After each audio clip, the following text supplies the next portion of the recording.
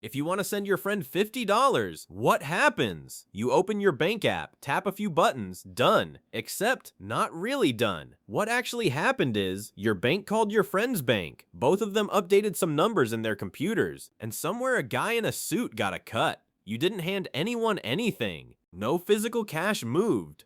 Just some numbers changed on a screen, owned by people you've never met. You are trusting strangers, constantly, with all of your money, every single day, and most of the time it works fine.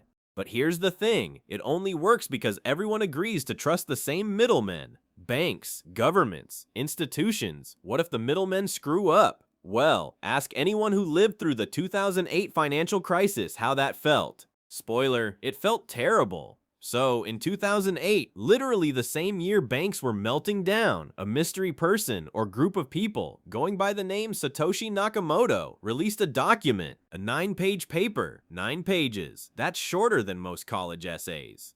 And it proposed an entirely new kind of money. No banks, no middlemen, no trust required, just math. They called it Bitcoin. Okay, but what is it actually? Bitcoin is digital money that nobody controls. Not the government, not a bank, not Elon Musk, no matter how much he tweets about it. Nobody. Here's how it works at the basic level. Instead of one bank keeping a record of who has what, Bitcoin keeps that record on thousands of computers all around the world, simultaneously. This record is called the blockchain. Think of it like a Google Doc.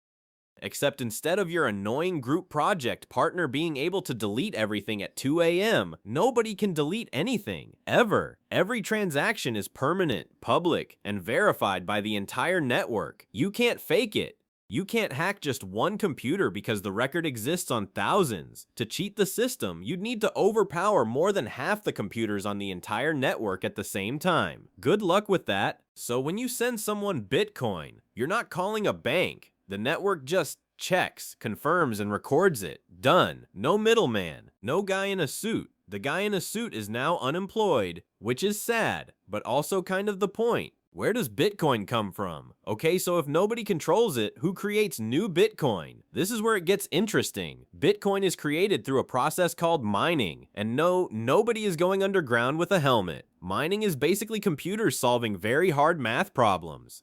When a computer solves one, it gets to add the next block of transactions to the blockchain, and as a reward, it receives some freshly created Bitcoin. It's like the network is saying, thanks for doing the work, here's your paycheck, in Bitcoin. These miners are all competing against each other, millions of computers, racing to solve a math problem first. Whoever wins gets the Bitcoin. Now here's the kicker, there will only ever be 21 million Bitcoin. That's it, that's the cap, hard-coded into the system forever. For context, US government can just print more dollars whenever it wants. They did it a lot during COVID. You may have noticed your groceries got expensive. That's related. Bitcoin cannot be printed, cannot be inflated away. 21 million, period. This is why people call it digital gold. It's scarce, on purpose. So should you buy it? Here's the part everyone actually came for.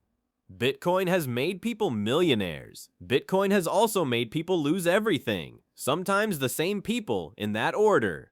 In 2010, a guy paid 10,000 Bitcoin for 2 pizzas. At today's prices, those were roughly $600 million pizzas. He thinks about those pizzas every day. We know this because he has said so publicly, and it is deeply, profoundly sad. Bitcoin can go up 50% in a month. It can drop 70% the next. It doesn't care about your feelings. It doesn't care about your rent. It is a volatile, chaotic, fascinating experiment in trustless money, and it's been running for 16 years. Is it the future of money? Maybe.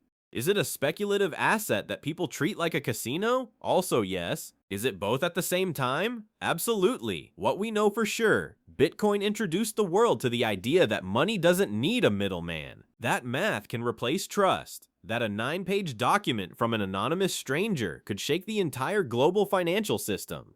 And those 2 pizzas, those beautiful, expensive, tragic pizzas. The end.